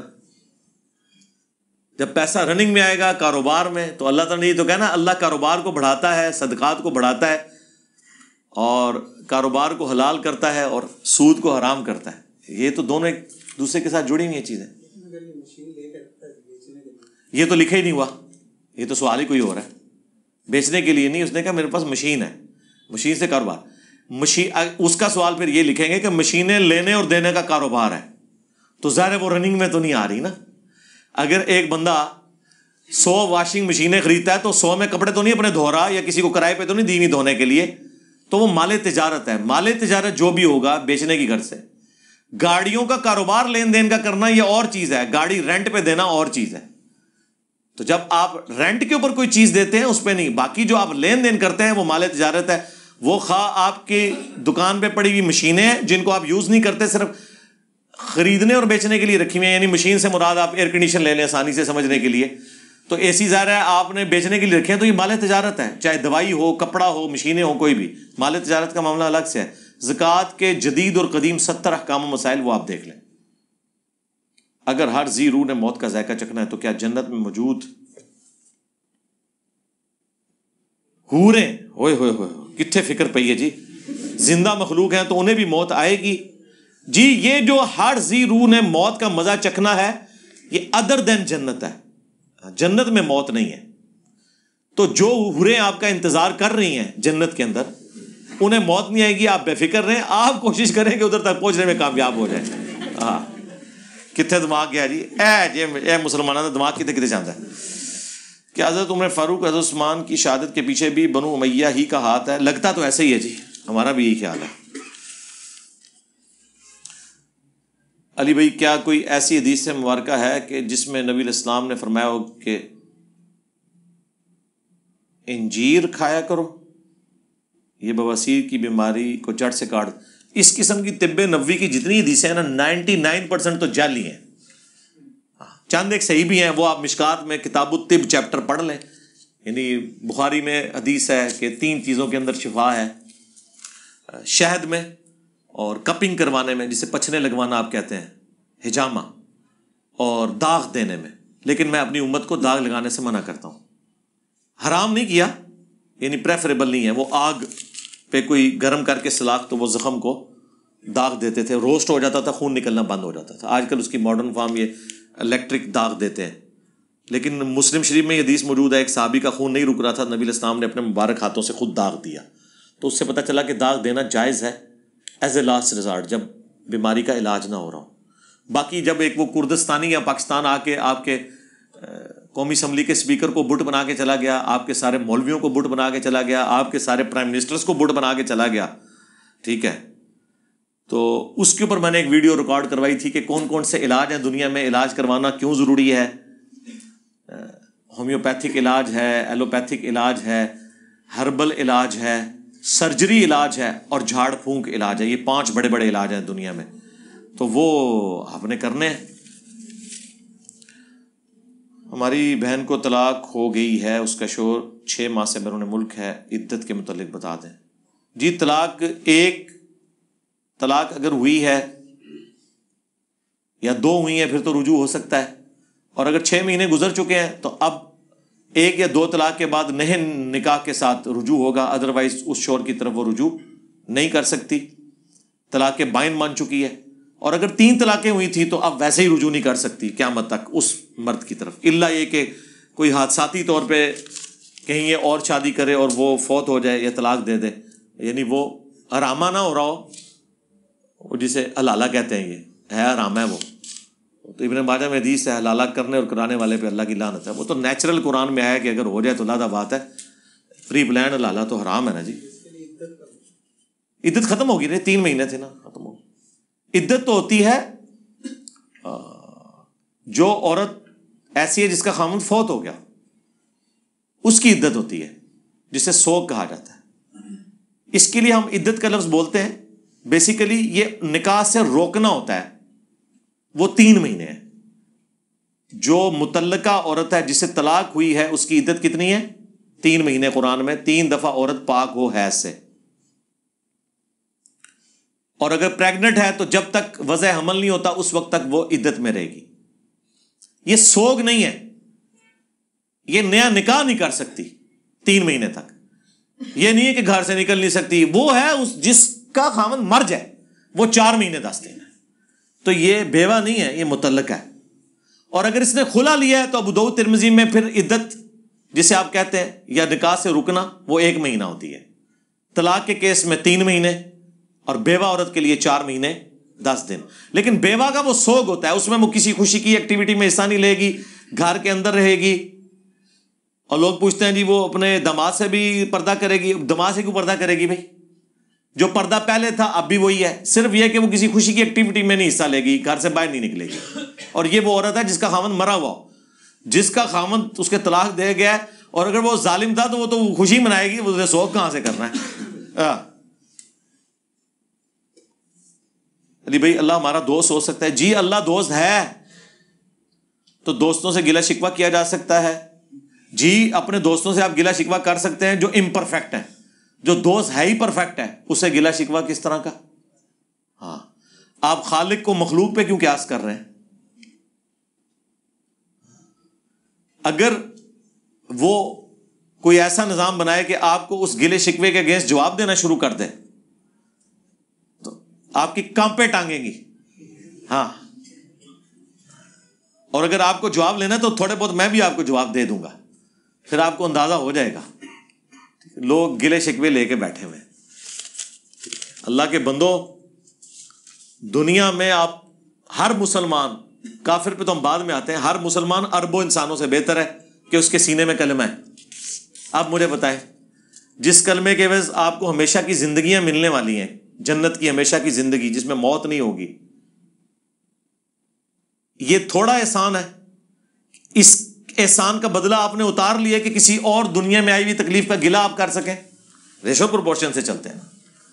باقی جب اللہ کا رول ہی ہے کہ دنیا تکلیف کی جگہ ہے اور اس نے آزمانا ہے آپ کو بھوک سے, خوف سے, جان اور مال میں نقص سے, وَلَنَبْلُوَنَّكُمْ بِشَيْءٍ مِّنَ الْخَوْفِ وَالْجُوعِ وَنَقْصٍ مِّنَ الْأَمْوَالِ وَالْأَنفُسِ وَالثَّمَرَاتِ. تو پھر گلہ کیسا؟ یہ تو اسی طریقے سے ہے کہ کوئی اسٹوڈنٹ کالج یا یونیورسٹی کو یا اپنے ٹیچر کو گلہ کرے کہ آپ مجھے پیپر کیوں لیتے ہیں, پیپر کے بغیر ہی مجھے پاس کرتے ہیں. تو اس گلے کا مذاق ہی اڑایا جائے گا نا, پیپر تو مست ہے. تو اس طرح دنیا میں پیپر جو ہے وہ اللہ کی طرف سے آئی ہوئی آزمائش ہے. اگر میزان بینک اسلامی ہے تو پھر جب اسٹیٹ بینک شرح سود بڑھاتا ہے تو میزان بینک اپنے منافع میں اضافہ کیوں کرتا ہے؟ اس کی وجہ یہ ہے کہ پوری دنیا کا نظام اس وقت سود میں جکڑا ہوا ہے. اگر وہ یہ ایسا نہیں کریں گے, اپنے معاملات کو بیسٹ نہیں کریں گے, تو وہ پھر سروائیو نہیں کر سکتے نا. یہ کائبر ریٹ اسے کہا جاتا ہے. کائبر ریٹ کی وجہ سے یہ سب کچھ کرنا پڑتا ہے. اور دوسرا یہ ان کا رائٹ ہے. اصل ایشو یہ ہے کہ وہ کاروبار کر رہے ہیں اور باقی بینک کاروبار نہیں کر رہے, سودی کام کر رہے ہیں. غیر اسلامک بینک جو ہے, عام بینک, وہ آپ کا پیسہ لے کر فیکٹری آنرز کو ہائی انٹرسٹ سودی ریٹ کے اوپر قرضہ دیتے ہیں, اور جب وہ اس قرضے کا سود ادا کرتے ہیں نا تو کچھ سود وہ آپ کو پروفٹ کے طور پہ دیتے ہیں, کچھ اپنے پاس رکھتے ہیں. جبکہ اسلامک بینک والے یہ نہیں کرتے. وہ آپ کا پیسہ لے کے کسی فیکٹری آنر کو ادھار نہیں دیتے, بلکہ اس فیکٹری کے اندر اپنی انویسٹمنٹ کرتے ہیں, اور اس کاروبار سے جو ان کو انکم ہوتی ہے نا اس کا کچھ حصہ آپ کو دیتے ہیں اور کچھ اپنے پاس. جتنا فرق زنا اور نکاح میں ہے نا, اتنا اسلامک اور غیر اسلامک بینک میں فرق ہے. آپ تو کہتے ہیں صرف ایجاب و قبول کا فرق نظر آ رہا ہے, تو بس یہی حلال اور حرام کا فرق کرتا ہے نا. ایک منی اگینسٹ گڈز ہے, ایک منی اگینسٹ منی ہے. سیم کیسے ہو گیا؟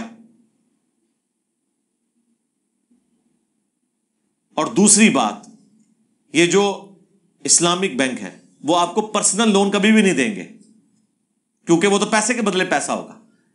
آپ نے مکان بنانا ہے، وہ کہیں گے ٹھیک ہے پلاٹ آپ کا، انویسٹمنٹ ہماری، اسی ریشو پروپورشن سے ہم ایک دوسرے کی ملکیت ڈیوائڈ کریں گے. اب جب یہ ریٹ بڑھاتے ہیں تو ظاہر ہے کہ اگر غیر اسلامک بینک کا شرح سود 12% پہ چلا گیا اور اسلامک والے 4 دے رہے ہیں، تو کس نے اسلامک بینک کی طرف جانا ہے؟ لوگ ادھر جائیں گے. تو پھر وہ کیا کرتے ہیں، وہ جو کمائی کر رہے ہوتے ہیں اپنی کمائی میں سے، ان کا رائٹ ہے نا کہ اگر وہ 15% کما رہے ہیں اور آپ کو پہلے دے رہے تھے 4% اور 11% اپنی جیب میں ڈال رہے تھے، تو اب وہ کہتے ہیں ٹھیک ہے یار اب ہم 4% آپ کو نہیں دیتے، ہم آپ کا 6 کر دیتے ہیں، اپنا تھوڑا کم کر لیتے ہیں پروفٹ. تو ان کا رائٹ ہے، اس میں کون سا مسئلہ ہے؟ آپ کو خوش ہونا چاہیے.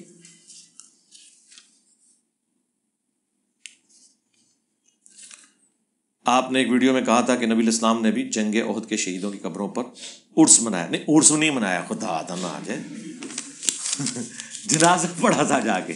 بخاری مسلم میں وفات سے 1 مہینہ پہلے. یہ بریلوی کہتے ہیں کہ وہ عرس تھا. تو وہ عرس جو ہے وہ نبی الاسلام نے 8 سال بعد منایا، تسی تو ہر سال منا دو. اس میں الفاظ ہیں غزوہ احد کے شہداء پر اپنی وفات سے 1 مہینہ پہلے حضور کو بتا دیا گیا تھا آپ دنیا سے جا رہے ہیں. اور اس میں الفاظ ہیں، عقبہ ابن عامر کہتے ہیں میں نے آخری دفعہ حضور کو ممبر پہ دیکھا ہے، اس کے بعد میں نے نبی الاسلام کو ممبر پہ نہیں دیکھا یہاں تک کہ آپ کی ڈیتھ ہو گئی. اور آپ ہم سے یوں گفتگو کر رہے تھے جس طرح زندہ اور مردہ دونوں سے رخصت ہو رہے ہیں. یعنی قبرستان میں خطبہ اس لیے دیا تاکہ عبرت ہو. دوسرا، اس قبرستان میں وہ لوگ دفن تھے جن کی قربانیوں کی وجہ سے زندہ مسلمانوں نے آندہ دنیا کے مزے لوٹنے تھے، دنیا کی دولت. اسی میں الفاظ ہے نا کہ مجھے خطرہ نہیں تم میرے بعد بھوکے مرو، نہ مجھے خطرہ ہے کہ تم شرک کرنے لگو، بلکہ دنیا کے دہانے تم پر کھول دیے جائیں گے اور تم ایک دوسرے کو قتل کرو گے اور تباہ و برباد ہو جاؤ گے جس طرح اگلی قومیں ہوگی. اتنا نبی علیہ السلام ڈرا رہے تھے. اور فرمایا کہ میں اس وقت حوض کوثر کو اپنے سامنے دیکھ رہا ہوں، میرا یہ ممبر حوض کوثر پہ لگا ہوا ہے، گویا کہ اللہ نے وہ منظر دکھایا.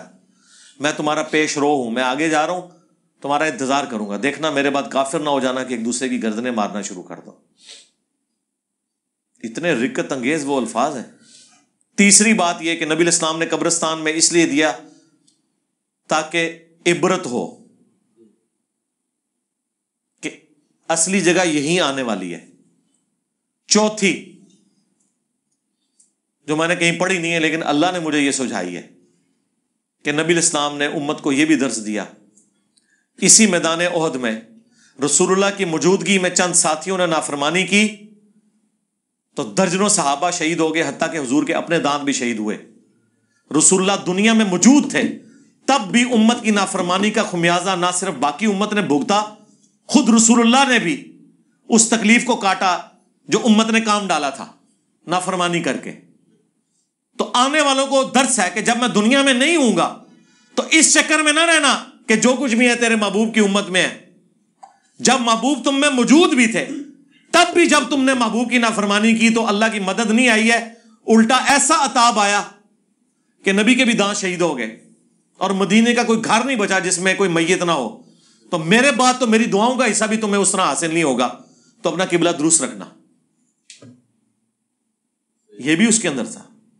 اور ہم نے اس میں سے یہ نکالا کہ جی حضور نے فرمایا جی میری امت شرک نہیں کرنے لگی، اس میں تو کہیں الفاظ نہیں ہے مجھے تم سے شرک کا خدشہ نہیں.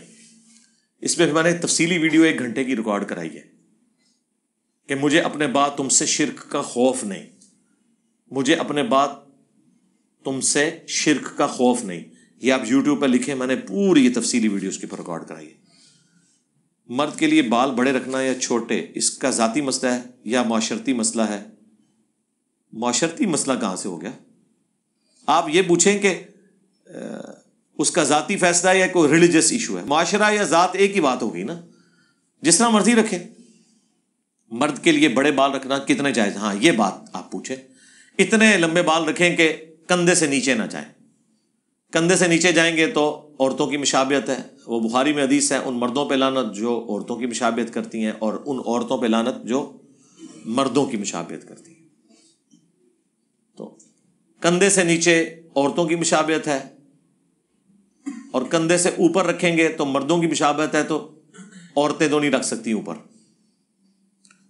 عورتیں بال کٹوا سکتی ہیں، صحیح مسلم میں موجود ہے، بخاری میں بھی کچھ حصہ ہے، امہات المومنین نے حضور کی وفات کے بعد اپنے بال چھوٹے کروا دیے تھے، جسٹ کندھے کے نیچے تک، کیونکہ خاوند کے لیے زینت ہے، تو ان کا خاوند تو نہیں رہا تھا، تو انہوں نے بال چھوٹے کروا دیے تھے۔ عورت بھی بال چھوٹے کروا سکتی ہے لیکن کندھے سے نیچے نیچے رہے، اور کندھے سے نیچے اگر مرد رکھے گا تو باقی پونی جی پونی کر سکتے ہیں، سنت ہے، صحابہ کرام بھی کرتے تھے، نبی الاسلام بھی، بخاری مسلم میں آتا ہے کہ دائیں بائیں اما عائشہ کہتی ہیں میں آپ کے بال کنگھی کرتی تھی اور اس کو پھر چپکا دیتی تھی۔ اس زمانے میں وہ جو کوئی پیڑوں سے درختوں سے گلو حاصل ہوتی تھی اس کے ذریعے، ظاہر ہے وہ پھر بال بکھرے رہتے ہیں نا۔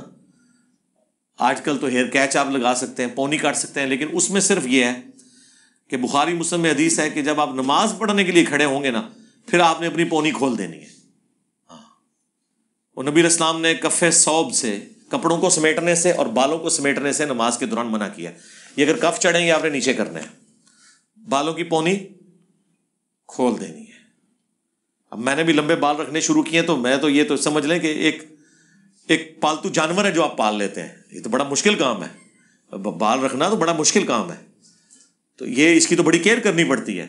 اور میرے جیسے بندے کے پاس اتنا ٹائم ہی نہیں ہے کہ ان چکروں میں نے صرف اس لیے رکھ لیے کہ میں چونکہ عموماً روزانہ 2 دفعہ تو غسل کرتا ہوں تو رکھ سکتا ہوں، ادروائز تو جوئیں پڑ جاتی ہیں ان بالوں میں اور آپ کو کرنا پڑتا ہے، تو پھر ہیئر کیچ میں یوز کرتا ہوں، تو پھر نماز کے وقت میں نے یاد رکھ کے وہ ہیئر کیچ اتارنا ہوتا ہے۔ ہاں، ہیئر کیچ کے ساتھ، یہ پونی کے ساتھ آپ نماز نہیں پڑھ سکتے، ویسے آپ باندھ سکتے ہیں لیکن نماز کے وقت آپ نے وہ ہیئر کیچ یا پونی کھولنی ہے، ٹھیک ہے۔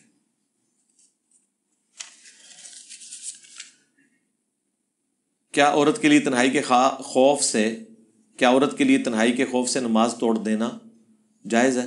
ہاں، اگر کوئی وقتی طور عورت کیا مرد کیا کوئی بھی نماز توڑنے کے اسباب ہے نا، تو وہ نماز توڑ دے، لیکن توڑنے کے بعد پڑھنی بھی تو ہے نا دوبارہ، مطلب وہ خوف ظاہر آتا ہے بعض اوقات، گھر میں اکیلا ہو، سنسان ایریا ہو، اس طریقے سے، تو نماز توڑنے سے آپ نے کچھ کر تو نہیں لینا۔ CCTV کیمرے لگائیں گھر کے باہر، کرٹیکل جگہوں کے اوپر سکرین سامنے رکھیں، جہاں پہ آپ نے نماز پڑھنی ہے قبلہ رخ اپنی سکرین رکھ لیں، آپ زیادہ خوف آتا ہے آپ کو، اور آپ سکرین کی طرف دیکھ بھی سکتے ہیں ضرورت کے تحت۔ نبی الاسلام کے بارے میں سنن نسائی میں حدیث ہے، نبی الاسلام سر آگے پیچھے کیے بغیر آنکھوں سے دیکھ بھی لیا کرتے تھے ضرورت کے تحت، ویسے دیکھنا جو ہے وہ تو شیطان کا اچکنا ہے، وہ منع ہے، سیکیورٹی ایشوز یہ آپ کر سکتے ہیں۔ کیا عورت کے لیے چہرے کا پردہ فرض ہے؟ جی فرض ہے، اس کے اوپر میں کافی دفعہ بول چکا ہوں۔ دیکھیں بخاری مسلم میں جو حدیث افک ہے سیدہ عائشہ کے حوالے سے، اس میں اما عائشہ کہتی ہیں جب وہ پیچھے رہ گئی تھی، میں نے تفصیلی ویڈیو جب یہ مینار پاکستان والا واقعہ ہوا تھا، وہ جو ایک ٹک ٹاکر لڑکی تھی اور وہ پورا تماشا لگا، اس میں نے بڑی تفصیل کے ساتھ پردے کے اوپر گفتگو کی تھی۔ اس کے علاوہ بھی پردے کے اوپر میری تفصیلی، آپ پردہ لکھیں اور میرا نام لکھیں تو ویڈیوز کھل جائیں گی۔ اس میں اما عائشہ کیا کہتی ہیں کہ وہ اس صحابی نے مجھے اس لیے پہچان لیا کہ آیات پردہ نازل ہونے سے پہلے وہ مجھے دیکھ چکا تھا۔ تو سیدہ عائشہ وہاں بیٹھی تھی، انہیں اونگ آئی اور کہتی ہیں میرا گھونگھٹ ہٹ گیا، اور وہ جب میرے پاس آیا، اس نے مجھے جب دیکھا تو اس نے بلند آواز سے پڑھا انا للہ و انا الیہ راجعون۔ وہ نبی الاسلام ایک صحابی کو پیچھے چھوڑ دیتے تھے کہ جو کوئی سامان قافلے کا رہ گیا وہ سمیٹ کے بعد میں آ جائے گا، تو اما عائشہ کا ہار گم گیا، بس اسی میں وہ قافلہ آگے نکل گیا۔ تو اس میں الفاظ ہے کہ مجھے انہوں نے اس لیے پہچان لیا کہ انہوں نے آیات پردہ نازل ہونے سے پہلے مجھے دیکھا ہوا تھا۔ تو اس سے پتہ چلا کہ آیات پردہ نازل ہونے کے بعد امہات المومنین چہرے کا بھی پردہ کرتی تھی، اور بڑا مشکل پردہ تھا، وہ گھونگھٹ ہوتا تھا۔ یہ برقع تو بڑا آسان ہے نقاب کرنا، بلکہ اب تو یہ میڈیکل ماسک کی وجہ سے تو شرم و حیا بھی ختم ہو گئی ہے۔ میں تو یونیورسٹی کی بچیوں کو کہتا ہوں آپ لوگوں کو کیا آ رہا ہے، میڈیکل ماسک یوز کریں، یہ اب آپ کا بیسک رائٹ ہے۔ اب دنیا جس پولوشن کی طرف، جن وبائی امراض کی طرف جا رہی ہے، یہ تو اب آپ کی بیسک نیڈ ہے کہ آپ ماسک استعمال کریں۔ اگر آپ کو یہ شرم و حیا آتی تھی نا کہ ہم پردہ کریں گی تو ہمیں لوگ آرتھوڈاکس کہیں گے، تو وہ تو ختم ہو گیا۔ آپ اس پردے کے لیے میڈیکل ماسک یوز کریں۔ اچھا پھر لوگ پوچھتے ہیں اس کا ثواب ہوگا؟ جی ثواب ہوگا، کسی بھی نیت سے کریں ثواب ہوگا، گناہ سے تو آپ بچے ہوئے نا۔ مسلم شریف کی حدیث ہے کسی مرد کا اپنے بیوی بچوں کو کھانا کھلانا بھی صدقہ ہے، سبحان اللہ بھی صدقہ، الحمدللہ بھی صدقہ، لا الہ الا اللہ بھی صدقہ، راستے سے تکلیف دہ چیز کو دور کرنا بھی صدقہ، حتیٰ کہ میاں بیوی کا آپس میں ازدواجی تعلق قائم کرنا بھی صدقہ. باقی چیزیں تو صحابہ کو ہضم ہو گئی.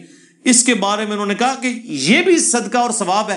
حضور نے فرمایا اگر یہی ضرورت تم کسی ایسی جگہ سے پوری کرو جو تمہارے لیے حلال نہیں تو کیا تمہیں گناہ ہوگا؟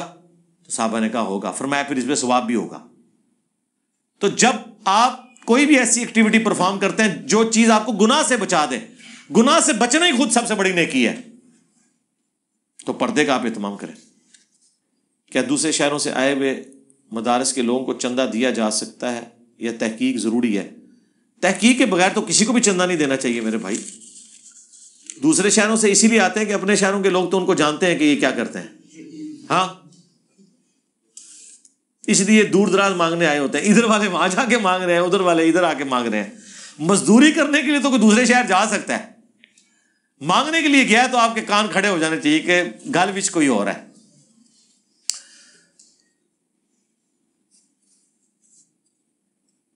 نبی صلی اللہ علیہ وآلہ وسلم سے پہلے نبیوں کو ماننے والوں کے لیے قرآن کو ماننا پہلے نبیوں کی کتاب میں موجودگی. ہر نبی کے بارے میں یہی ہے کہ جب وہ دعوت لانچ کرتا ہے تو اپنے سے بعد کنزیکٹو جو نبی آنے والا ہے اس کے بارے میں وہ بشارت دے دیتا ہے. تو بس اجمالاً ایمان ضروری ہے، باقی تو قرآن کے سامنے نہیں تھا، اس پہ کیا انہوں نے عمل کرنا تھا، ان کے لیے تو اپنی کتابیں تھی. جب کسی کو قرآن کی آیات شرک سے بچانے کے لیے پیش کرے تو وہ کہتے ہیں کہ آیات بتوں کے بارے میں. کسی حد تک ٹھیک کہتے ہیں نا، تو آپ بتوں والی آیات نہ پیش کریں، آپ وہ آیات پیش کریں جو آج میں نے پیش کی ہیں، وہ ساری انبیاء سے متعلق ہیں. To cut the story short, آپ ان چکروں میں پڑھیں ہی نا، آپ وہ آیت پڑھیں مل مسیح ابن مریم الا رسول قد خلت من قبلہ رسول. عیسیٰ تو نہیں تھے مگر ایک رسول، ان سے پہلے بھی رسول گزرے. ان کی ماں ایک سچی عورت تھی، دونوں کھانا کھانے کے محتاج تھے. ایسوں کو پوچھتے ہو جو تمہارے نہ نفع کے مالک ہیں نہ نقصان کے. پوجنا الگ سے جرم ہے، اگرچہ مسلمان کسی پیغمبر کو نہیں پوچھتے، لیکن جو دوسرا حصہ بیان ہوا کہ نفع نقصان کے مالک نہیں، تو ان کو بتائیں کہ عیسیٰ تو بت نہیں ہے، مریم تو بت نہیں. اللہ فرما رہا ہے وہ دونوں کھانا کھانے کے محتاج ہیں. اس سے اور کلیئر ہو گیا کہ یہ ان کے بتوں کا ذکر نہیں، ان کا اپنا ذکر ہو رہا ہے، کیونکہ بت تو نہیں کھانا کھاتے. تو اگر عیسیٰ اور ان کی ماں روٹی کے محتاج ہیں اور کسی کے نفع نقصان کے مالک نہیں ہیں تو باب تشائی کوئی نہیں. تو آپ ضروری ہے آپ نے بتوں والی آیات پیش کرنی ہے. میں نے جو پمفلٹ لکھا ہے دعا صرف اللہ ہی سے، ساری وہ آیات لکھی ہیں جو انبیاء کے بارے میں، تاکہ وسوسہ ہی سیٹل ہو جائے. یہ غلطی کی ہے اہل حدیث نے، انہوں نے بریلویوں کی بیماری نہیں سمجھی، شیعہ کی بیماری نہیں سمجھی، انہوں نے اپنی دب کے رکھی ہے. اسی لیے تو میں نے پمفلٹ لکھا دعا صرف اللہ ہی سے. اور میرا دعویٰ ہے ہزاروں کتابیں آپ توحید پہ پڑھیں نا، وہ ایک پلڑے میں ہے، وہ ایک پمفلٹ ایک طرف ہے، پھر بھی کچھ چیزیں رہ جائیں گی جو انہوں نے ایڈریس نہیں کی ہوں گی، وہ ایک خاص ذہن سے انہوں نے لکھا ہوا ہے. اور میں نے ان لوگوں کے دلائل کنسیڈر کرتے ہوئے ایک ایک وسوسے کا جواب دیا ہوا ہے اللہ کے فضل سے. اس پہ میرا لیکچر بھی ہے، توحید پہ 10 دھوکے اور دعا صرف اللہ ہی سے، مسئلہ نمبر 3 اور ریسرچ پیپر نمبر 3، 8 صفحوں کا، دعا صرف اللہ ہی سے. اللہم انی اسألک بانک انت اللہ لا الہ الا انت الاحد الصمد الذی لم یلد ولم یولد ولم یکن لہ کفوا احد وإلہکم الہ واحد لا الہ الا هو الرحمن الرحیم الف لام میم اللہ لا الہ الا هو الحی القیوم اللہم صلی علی محمد وعلی آل محمد رب ارحمہما کما ربیانی صغیرا ربنا هب لنا من ازواجنا وذریاتنا قرۃ اعین وجعلنا للمتقین اماما ربنا لا تزغ قلوبنا بعد اذ هدیتنا وهب لنا من لدنک رحمہ انک انت الوہاب ربنا آتنا من لدنک رحمہ وهیئ لنا من امرنا رشدا اللہم ربنا آتنا فی الدنیا حسنہ وفی الآخرة حسنة وقنا عذاب النار اللہم اغفر لحینا ومیتنا وشاہدنا وغائبنا وصغیرنا وکبیرنا وذکرنا وانثانا اللہم من احییتہ منا فاحیہ علی الاسلام ومن توفیتہ منا فتوفہ علی الایمان. اے اللہ جن جن بھلائیوں کا سوال تیرے محبوب صلی اللہ علیہ وآلہ وسلم نے تجھ سے کیا، ہمارے حق میں، ہمارے ماں باپ کے حق میں، ہمارے بیوی بچوں کے حق میں، پوری امت کے حق میں قبول و منظور فرما. جن جن چیزوں کے شر سے تیرے محبوب علیہ السلام نے تیری پناہ طلب کی، پوری امت کو ان چیزوں کے شر سے اپنی پناہ عطا فرما۔ اے اللہ ملک پاکستان کی خیر فرما، پورے عالم اسلام کی خیر فرما، انڈیا میں، کشمیر میں، چائنا میں، فلسطین میں، یمن میں، عراق میں، شام میں، افغانستان میں، جہاں کہیں بھی مسلمان کس پرسی کی زندگی گزار رہے ہیں، غیب سے ان کی عزت، آبرو، جان و مال کی حفاظت فرما۔ خصوص بالخصوص پاکستان میں جو سیلاب آیا ہے اللہ، اس کی وجہ سے جو تکلیف کی زندگی گزار رہے ہیں، اے اللہ ان کے لیے آسانیاں فرما۔ حاضرین کے دلوں میں جو جو نیک اور جائز دعائیں ہیں قبول فرما۔ جتنے چھوٹے بڑے رشتہ دار حاضرین کے فوت ہو چکے ان کی مغفرت فرما، پوری امت کی مغفرت فرما۔ جو بیمار ہے اللہ ان کو شفاء کلی عطا فرما۔ سبحان ربک رب العزت عما یصفون وسلام علی المرسلین والحمد للہ رب العالمین، آمین۔